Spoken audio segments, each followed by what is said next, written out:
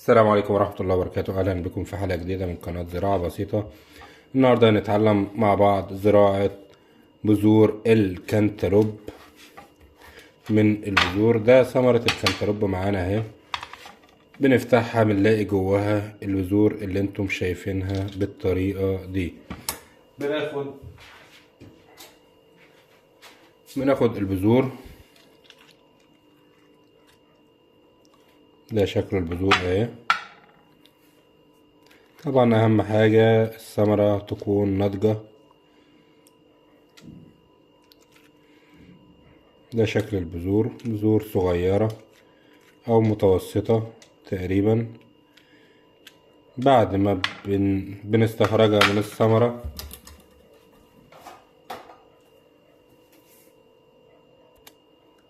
هنصفيها كويس ونغسلها، نحاول نغسلها طبعا عشان تبقى البذرة لوحدها. نغسلها ونرجع لكم تاني. بعد ما غسلناها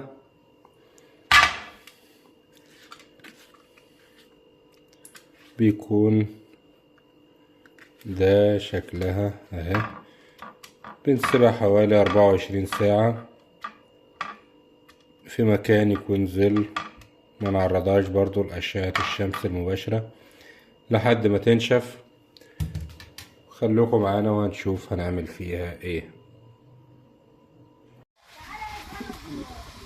رجعنا لكم تاني بعد ما جففنا البذور لمدة 24 ساعة زي ما انتم شايفينها اهي.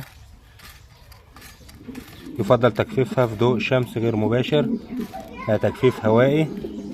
ده التربة معانا بنجهزها وبنحط فيها طبعا المية بتاعتنا الاول. يفضل وضع المية الاول. طبعا القصيص لازم يكون جيد الصرف.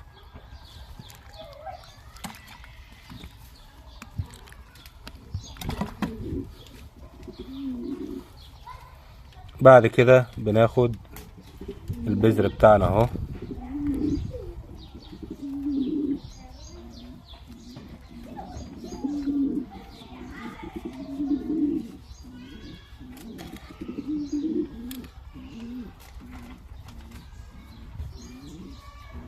وده نفس النظام. ممكن نعمل كذا بذرة عادي، ممكن بذرة واحدة. بعد كده بيتم خفه وبنزرعه ان شاء الله وبيطلع بإذن الله. رجعنا لكم بعد 10 أيام وده كان شكل الكنتالوب. ما شاء الله النمو جيد. برضو يعني نلاحظ القصيص لما بيكون الحجم أكبر بتفرق طبعا في النمو ومراحل النمو. حضراتكم شايفين الفرق اهو. عشان كده ده زي نظام تجربة فقط. ممكن ننقله لمكان اكبر واوسع افضل طبعا لو هنزرعه في البيت. زي ما انتم شايفين اهو. ده الورق الاول، ورق طلع، وده ان شاء الله يعني نبات ممتد. تابعونا باذن الله نشوف المراحل بتاعته ومراحل النمو بعد ما ننقله طبعا للارض الدايمة ان شاء الله.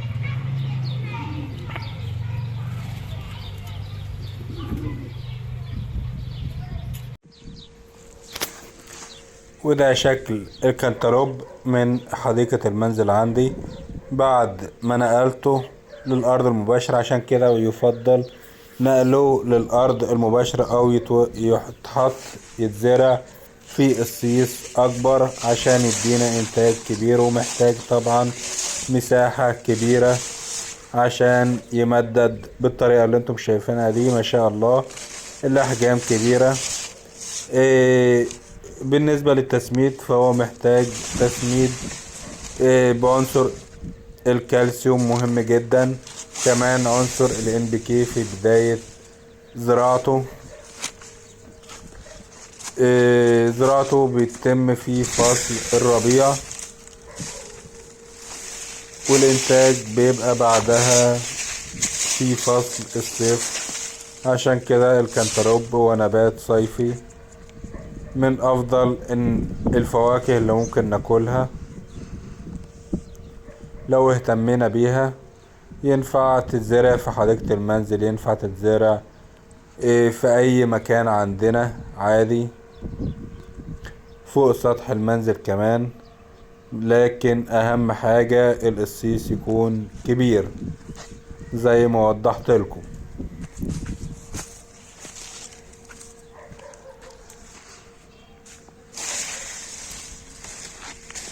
وده بعض الثمار لسه صغيرة، نعرف ان الثمرة بتاعته نضجت لما يتحول لونها للون الاصفر. اما طول ما هي باللون الاخضر ده فهي لسه مستوتش، ده على وشك ان هي تكون ممكن تتقطع. لو هتتخزن شوية تتقطع بالطريقة دي. اما الثمرة اللي قدامكم دي ثمرة نضجت. في النهاية اتمنى لحضراتكم تكونوا استفدتم من الفيديو، وتابعونا ان شاء الله في فيديوهات قادمة لمعرفة طرق الزراعة المختلفة. وشكرا لمتابعتنا، والسلام عليكم ورحمة الله وبركاته.